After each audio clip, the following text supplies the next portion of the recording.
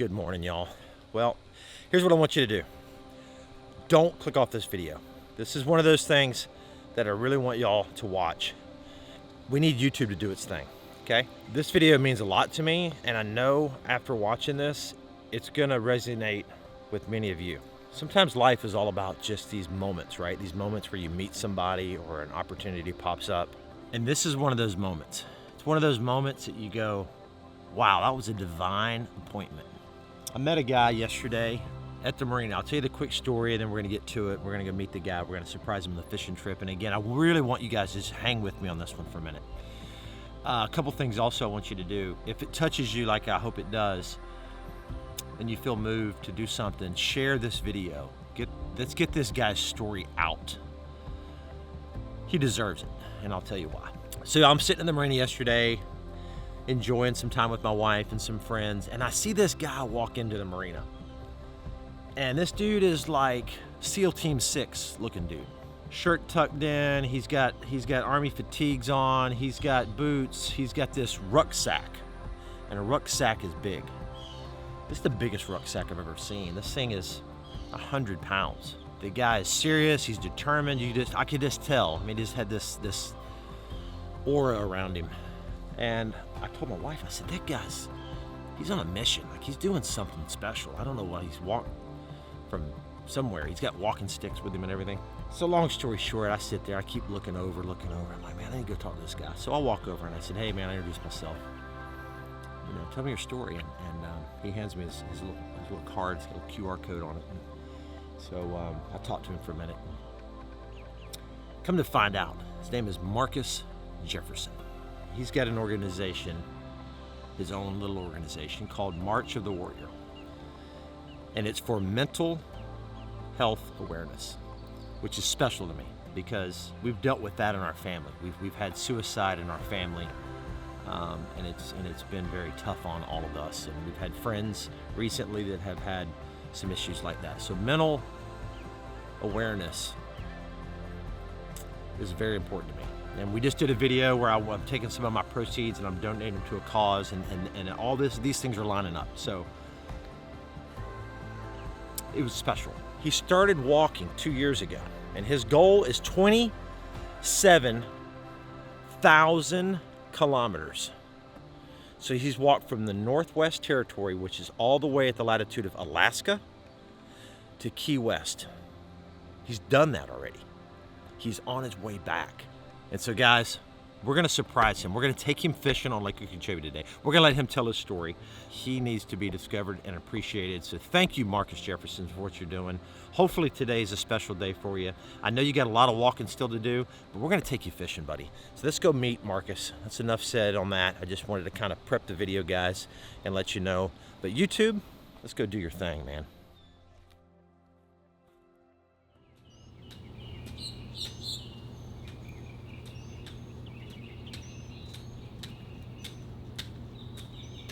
Found it. How you doing? I'm good, buddy. Good to see you. Did you sleep good last night? Yeah, you know, it's funny because when I get to hotels, I have an instinct to instantly start like doing all my chores, right? Right. And then I'm like, you know what? Stop. I got all day tomorrow after we're done doing this. I'll figure everything out after. I'm just relax, take your time, get some sleep, be ready to go in the morning. So that's what I did. That is so crazy, man. That's cool. So normally we put fishing rods right here. Okay. So I can put your walking sticks up Sure. here. I don't even know if they're walking sticks anymore. They're a little bit more like my so cool. Look at these things, man. I've already introduced you slightly to my audience. Okay. And everyone, this is Marcus Jefferson. And March of the Warrior. March of the Warrior. How many miles do you have on you right now? I'm over 11,000 now, yeah. 11,000. Yeah, 11,000 miles right now. Yeah. I got a lot more to go, so, you know, what another, I think 7 or 8. It's about 18,600 in totality to finish it off. Kidding. Really? So how long ago did you start this journey? This was from reading on your bio a couple years ago, right? Yeah, so... and where did it start? So I like to celebrate my the anniversary of when I first failed trying to attempt to do this. So September 2022, I believe it was. Right. So I got done my contract in the French Foreign Legion.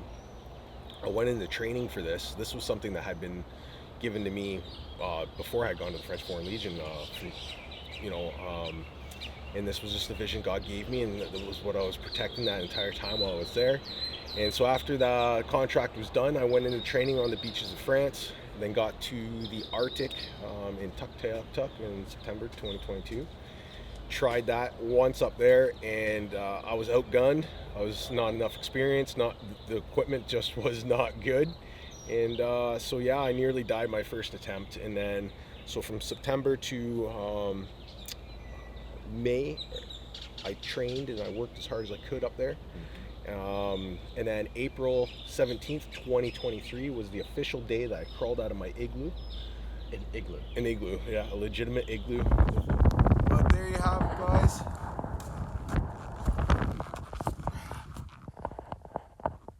Cleaned her all up inside so she doesn't look too bad and like someone lived in there last night. And to put this in perspective, and I looked where this was. Yeah. So to put this in perspective, guys, when he says in the Northwest Territories, he's all the way up in the very corner, which is the latitude of Alaska. So Alaska and that area is the same latitude. Yeah. So I'm just putting that in perspective, because when you think Northwest Territories, that's a big area, but he is as far north of the Northwest Territories. As far as you like can Arctic go. Circle, right? Past, actually, you're talking almost 600 to 1,000 kilometers past the Arctic Circle. Yeah, so you're in North Pole territory. Yeah, almost. Why were you driven to do this? What drove you? How did all this build up? I mean, this is something deep, I'm sure, for you. And yeah, absolutely. So, like you were saying, with your family members and friends, ultimately leading to taking their lives, that was a topic that I had that touches dearly to me, because at 30 years old, I had a mental snap, and I didn't realize at the time that it was a mental snap. I equated it all out just to being, maybe I was drinking too much or partying too much or whatever it might be. I thought, this is just who I was, and I wasn't understanding that I was going through something that had led me all the way up to into my 30s that ended up causing that snap. And so at 30, I was starting to contemplate, it was suicide. It was there. It was something that was relevant to me, and just because I couldn't manage life anymore. And I had dealt with a lot of past trauma from a childhood on up. You're talking all kinds of things, from physical abuse, sexual abuse, racism, the whole bit, just the way I was raised, everything, so everything equated out to be, at that time, was just, it became too much, and I never talked about it. I didn't know who to trust or who to go and find help, and as men, we tend to think that it's okay to, or we're told that we're supposed to deal with this. Keep it all in, right? And so we suffer in silence within our own heads, and we become our worst enemy, and we end up fighting ourselves, and it's a war inside our heads, and we just deal with it, and it's not appropriate, right? And so at my lowest point in life, I had gotten on my knees. I was dabbling in Christianity, and I never grew up with religion. It wasn't part of my life. And so I told God, and it was real. It was the most honest conversation that I ever had in my entire life. And I said, God, I said, from the time I was born till now, I said, all that stuff, I said, that wasn't my fault. What happened as a kid, all that kind of stuff, that wasn't my fault, all this stuff. And I said, but I understand where I'm at right now. I'm a loser. I'm no good. I'm not doing the right things. I'm not acting as a man. I'm not even really acting as a human. I'm just kind of I'm ready. If this is your world, I didn't grow up with you. I need some forgiveness here. I need something from you. Show me that you are real, because ultimately I'm looking at life and I'm like, I don't want to live around this. People have been hurting me all this time. So, I said, I need some help. And I tell you, man, I kid you not, that phone rang.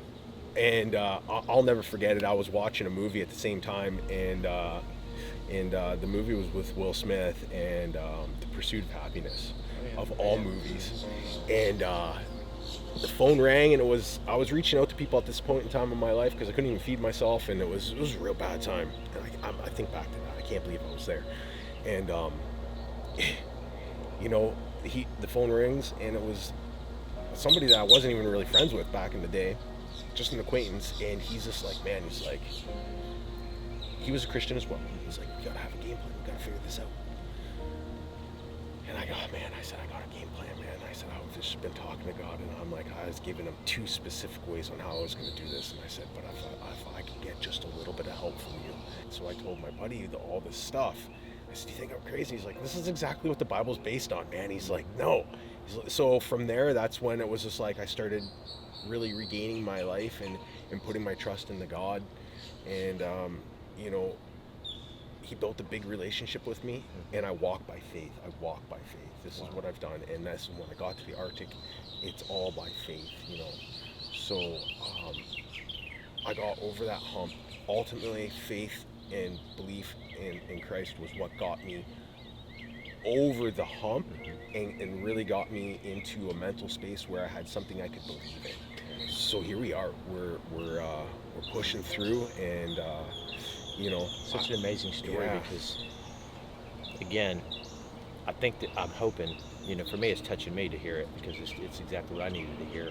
But I'm hoping there's people watching this that are going, man, this was perfect timing, you know, because it is such a silent killer, you know, and people hold it in, like you said, especially guys, you know, they hold it in, and they don't reach out to people and say they need help, you know. And so I commend you for reaching out to people, because then someone reached out to you, and then the ball got rolling, and here you are, 11,000 miles later, you know. And what's so special, Marcus isn't doing this for pats on his own back.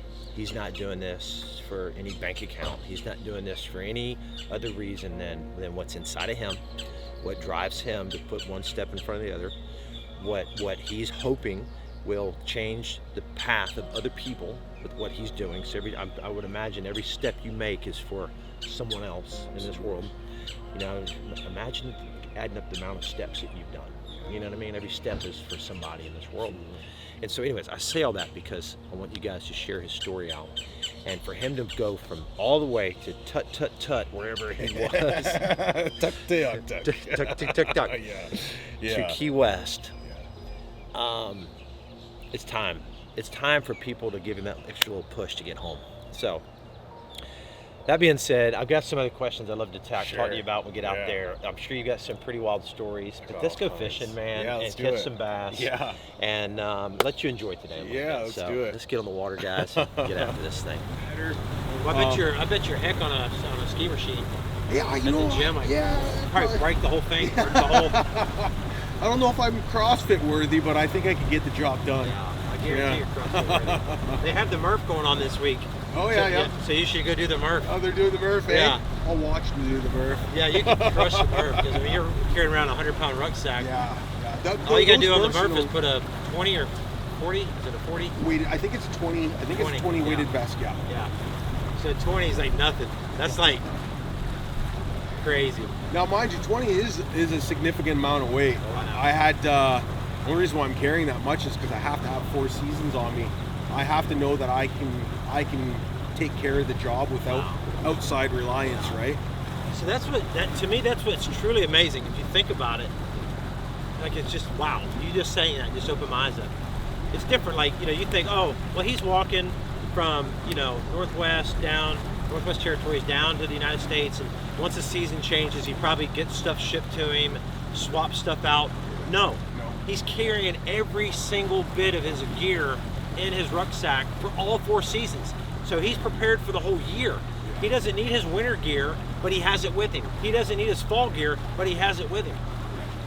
That's crazy. Like I would have stuck stuff in like a mailbox somewhere and just had it planned to ship at a certain time. But that's wow. Yeah, you know, that's a lot of weight. And I was trying to do things like that at first, and so I'd start off small. Yeah. And I realized, you know, people get busy, you know, or whatever it may be. You have to always make sure that you have it on you, because if I don't have a set of gloves and I need them, I can lose my fingers, and I've come close.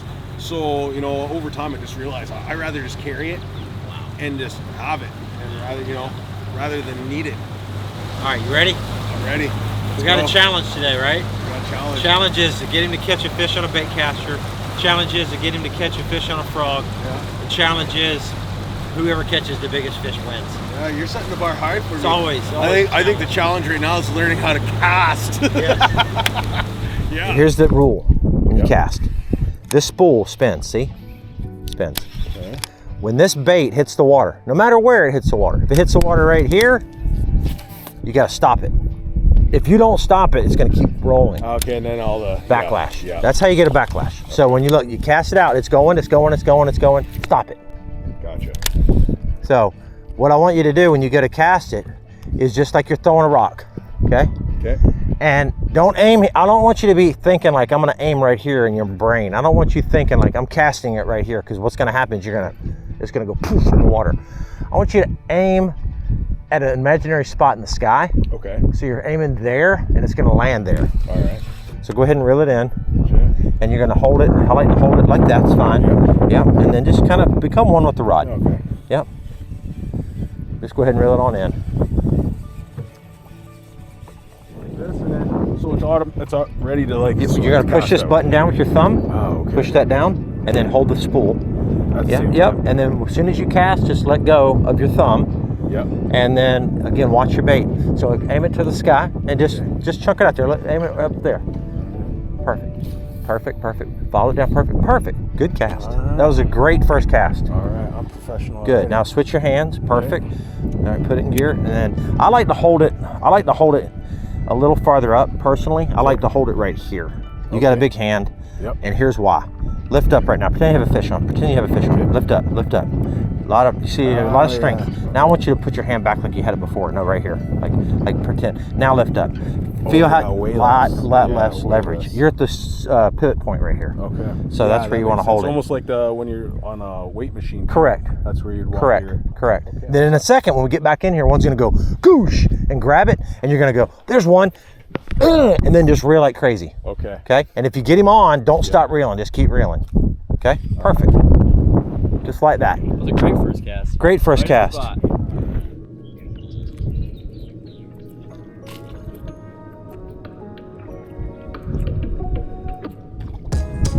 There you go. Got him. Keep reeling. Keep reeling. There you go. Nice, dude. Your first Okeechobee bass. All right. Your first frogfish. Now just stop reeling right there and just swing him in the boat. Just swing him up this way towards me. Just swing him right towards me. Perfect. In the boat. We did it. Challenge accepted. Challenge accomplished right there. Right on. Your first Okeechobee bass, dude. Just hang on to him. There you go. Boom. Done deal. Look at Hey, let me get my phone out. I wanna... that. That's awesome. This is a little guy though. That's just That's a right. warm up. That's a Just warm-up. a warm up, guys. Exactly. We're gonna get some big ones going on here. All right. Is there any particular way No, that we... just chunky, man. He's good. You can just kind of drop him over. It's fine. All right. You watch him swim off. Go jump. Yep. Gone. That's great. That's awesome. Good job. Thank you. All right. Yeah. Little buddy. Nice. Everybody's been watching my Instagram lately, and it's all been like 7-8 pounders and stuff. Okay. And I'm like, dude, get down here, broken ribs, Yeah, I see. 10 pounders everywhere, 30-pound bags, and we're catching 8 inchers. But that's okay. Today's not about. Goal today is not giant ones. Goal today is just have fun. That's all right. I'm having tons of fun. All right. Pretty good eye. Pretty good eye. Oh, you came through there. Perfect. Perfect. Perfect. Came through there just right in the zone. That was a great cast. Great cast. You got your hand bad. Oh yeah. Again, it's being prepared. You know all about being prepared. That's right. That's like not having your hand on your gun when you're in battle. You know what I mean? Right. Like having it all sideways. Like, no, dude. It's not even ready. How many times am I gonna tell you, hold your gun the right way? That's right. You know what I'm saying? Absolutely. Treat it like that. That's how mission critical this is. Hold it, when you get in the water, get your hand in the position and be ready. All right. Because a 7 or 8 pounder will grab you, and if you're in that position, you're probably gonna lose him. All right. There you go. Oh, I gotta go. Come on. Keep pulling on him hard. Keep pulling on him hard. It's a good fish. Good fish. I didn't have time to say there. Nice fish. Keep him coming. A little better. I thought he was bigger than that when he blew up. Perfect. Just swing him right to me. Bigger than the last one. Bigger than the last one. Yeah. That's right. Your second one. largemouth bass. Yes, I thought he was sir. bigger than that. Yeah, I thought he was bigger than that too. He blew up on it. I thought it was like a 3 or 4 Yeah. pounder. Yeah, I thought he was That's a bigger tricky. than that. There you go. Grab him good like that. Yep. Good, and then just unhook him and just. You did good. just like Perfect. that. See that? All right. Your second bass. Yeah, And there's two number things 2. happening right now. You know what that is? One is that you have accomplished your goal of catching a bass on Lake Okeechobee. So your mission. You're very goal-driven, very mission accomplished. And number 2, you're beating me. Which is kind of a problem. You right? I know. So let's go. Let's go. Let's get some fish on. He's got me right now. He's got 2 for like 3 pounds, but that's okay. That's more than I have. Good All job, right. man. Okay. I have a feeling you got some coming up.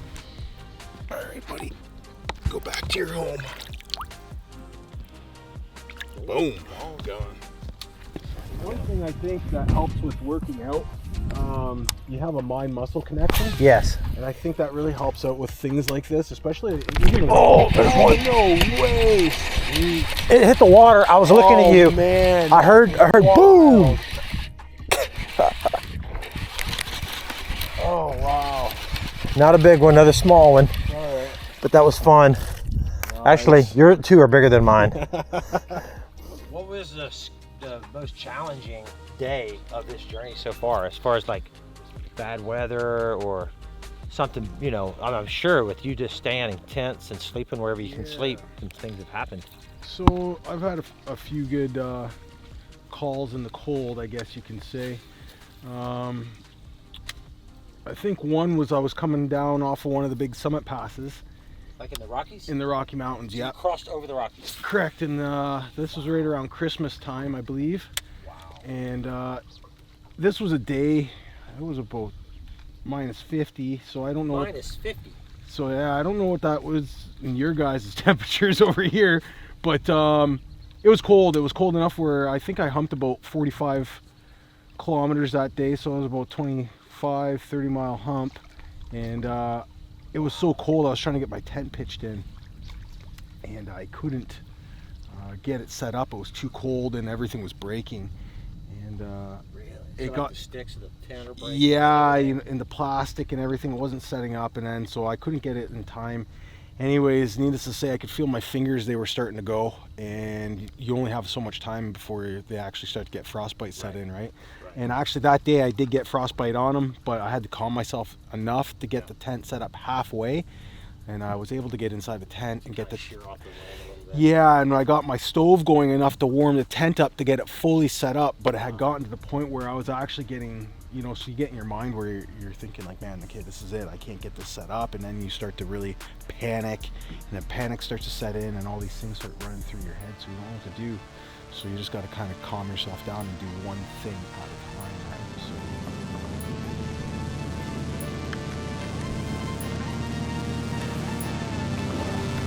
Oh, it's a big one right there. Look at this big one. Look at this big one.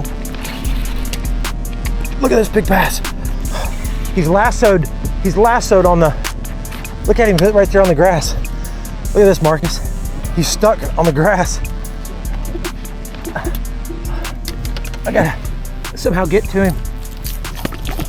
I can't quite. Oh, where's he at? I got him. Got him, dude. oh no, he takes the cake on this one. Look at that. Wow, unreal. That was so cool. Yes. Dude, he hit it so fast. I watched him run through the water. Wow. And he went around, when I said the hook, he went around that grass. Look at that, baby. Isn't that beautiful? Beating you, bro. Yeah, you beat me on that one. Beating you.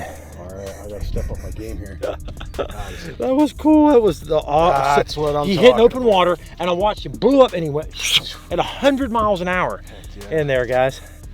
That's awesome. I'm gonna put him in the live well. At the end of the day, let's get a nice little picture of our best fish. Okay, sounds Be good for Instagram, Yeah, right? I think so. Yeah, healthy All right, competition. I love it. I got you right now. Yeah. The Grizzly story is a good one. Grizzly bear. Yeah, grizzly Brown bear.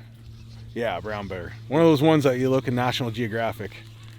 So, Wow. you know, and coming from a guy I had never seen a bear ever before, and this was on the Dempster Highway. And Dempster Highway, when I traveled on it, was closed because the ice crossings had just passed. Yeah. And the ice crossings they just unthawed, so I got across those. And then the road actually had washed out, so there was absolutely zero traffic while I was on this road. Okay, so you're out there by yourself. By myself. And No man's land. No man's land, Yeah. yeah. And every day, grizzly encounters. They're getting closer and closer and closer. And I don't listen to music while I travel. Right. I like to be in my head. Wow, interesting. Yeah, so I don't even, I hate music now when I'm doing anything anymore. So anyways, I had stumbled up against, it's a little too far, a bear, a grizzly, in the ditch eating, and he didn't hear me and I didn't hear it. Yeah. And I just heard a commotion, and within the commotion I had looked and stopped, and probably about 4 feet in front of me on the side of the ditch was a massive grizzly. And he stood up on two legs. Really? Yeah. So he's about 7 foot, 8 foot on two legs. And what happens is I scared, he was eating, right? And I scared him. And so he ran a little bit into the bush, but then he turned back around. They say don't make eye contact. And unfortunately at that point in time it was too late. It was eye contact, Yeah, direct. of course. And after they stand up, he's trying to show me his presence and how big he is. Right. I looked pretty big too. I had my big old rucksack plus my cart in front of me Yeah. at the time, so I was pretty big too. But what happens is they want to challenge you, so they come down and he's smashing. Oh, the he's ground, doing like doing that. that. Yeah. No. No Now, way. I fully believe I could beat this bear still today. So, God loves bears. God saved that bear from me.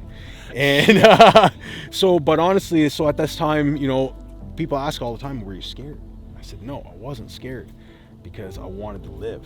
And so you're running these scenarios through your head, and this is all within a split second, right? I'm running hundreds of scenarios through my head, how I'm going to kill this thing so I can live. And I wasn't about to die. You don't have bear spray. I did have bear spray on me. No gun. No gun. Yeah. No, it's much, and I had a lot of hunters offer me. Right. And I said no the whole time. So anyways, this bear right in front of me, he's getting ready, and I said, if he comes across that little ditch there, I said, it's gonna happen. So I dropped my rucksack, I got my film out, and I put it down, and I remember I was trying to film because I'm like, if I'm gonna at least go out, I want somebody to see this. Yeah. Or I said, this is gonna be a great thing, I'm gonna get on Rogan, one of Yeah. the two. So I had set it up. I swear, this is what I'm Joe, doing. you listening? Yeah, so I'm setting this thing up, and the camera, and all of a sudden you hear, "Dee-dee." I look over and it was out of storage. I'm like, oh man. So anyways, I dropped my ruck and I'm like, all right, let's get ready to fight this bear. And so I got my machete out, and then I had my bear spray, and the idea and the game plan was, if this bear decides, I don't know if they fake bluff or not, like black bears or not. I said, if he even does anything, I'm not waiting to see if it's a bluff. Right. So if he come through that, I was gonna come at it, spray it, so it give me enough distance, hopefully that, and Mess him then up. two-hand him with the machete. That was the idea. Oh my God. Yeah, that was the game plan. And so as he was getting aggressive, I kid you not, I hadn't seen a vehicle in probably about 2 days, 3 days. This vehicle had been coming up from the Dawson City side because the road was closed after that. Yeah. And I kid you not, that vehicle started coming right around that time. Obviously I put the machete down, the bear spray, and I flagged the vehicle down. He's like, what's going on? I said, I look over and I like right there. He's like, oh my God, that is huge. So I actually got, so I was so hyped up on adrenaline, I'd forgot to film this guy and all this stuff that happened. That grizzly stalked me for probably about 4 kilometers, I'd say, afterwards, because they have a big, their area is big. By the time I left, so that guy had come back at the end of the day and I had got him on film. I'm like, sorry dude, I was so jacked up, I don't even remember if I even said thank you. Wow. Yeah, and you'd think that'd be enough for someone to get into the vehicle and end it. No, I thought you were gonna say the guy pulled up. You said, "Here, hold my bear spray." And you squared up again on the bear. Like, this hold my beer. That's where I thought the story was going, man. I was sorry to disappoint you. like, man, this is awesome. That's where my bravery I ended. went in there, I went, pow, 2 times, jabbed you right in the face. Right? Yeah. So that's what happened, and Wow. there was that was a rough go, and that was an everyday occurrence for me. Bears were every day? Every day on the Dempster Highway. There wasn't a day where I hadn't seen any. There's his tracks. All right. And then there's my tent. 15 meters from me. That's how close he was. I was attacked by a black bear. It is 4 o'clock in the morning right now. So right here, here's my head was. Tore into here. That's how I woke up. Boom. His paw come in here. And then, completely destroyed a $1,000 tent. I can't believe I was just attacked by a black bear. Unbelievable. But yeah, that was a wild thing to see, a massive animal standing on two, and then when it comes down, I think that's a killing machine in front of you. Oh, yeah. I don't care what anyone says. That thing was ready to do damage. Yeah, you wouldn't have won. I probably would have.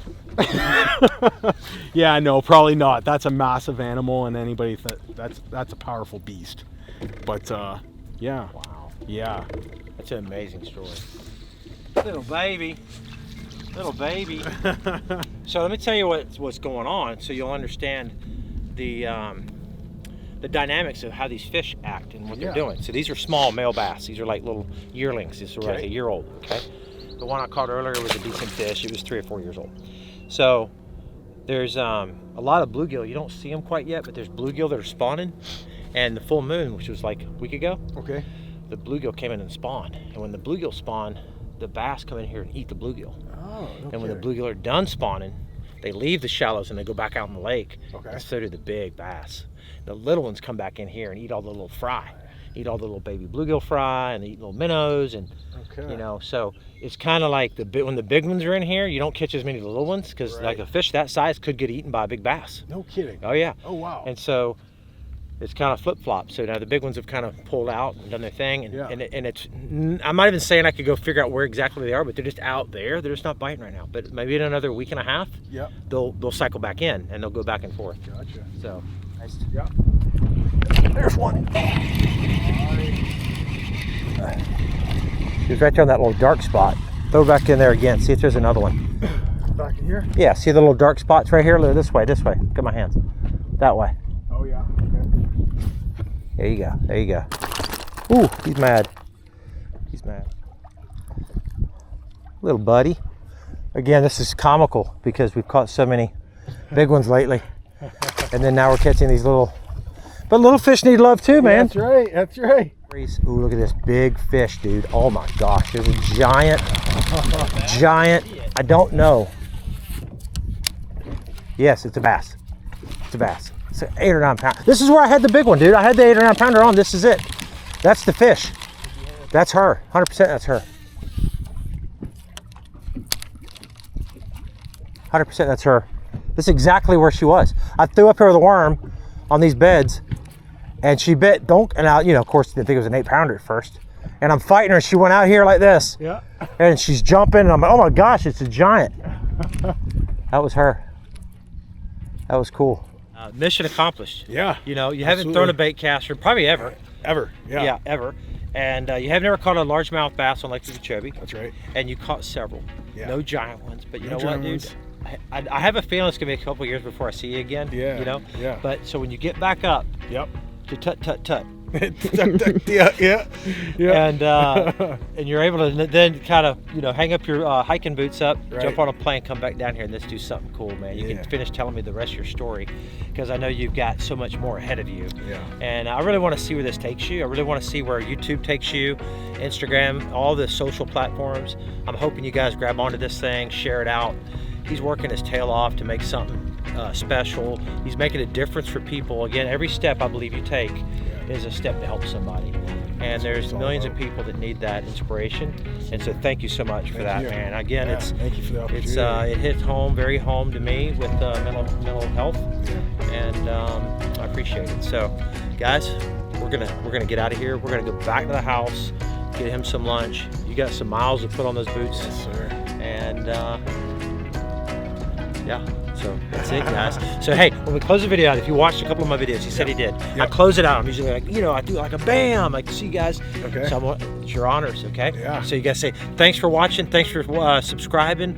Be sure to drop a comment, give me a follow, and then bam the camera. Don't hit it too hard. Break it down. Okay, you ready? Here, let's see how you do it. All right. Thanks for watching. Please subscribe and follow along. Bam. That's good. Bam.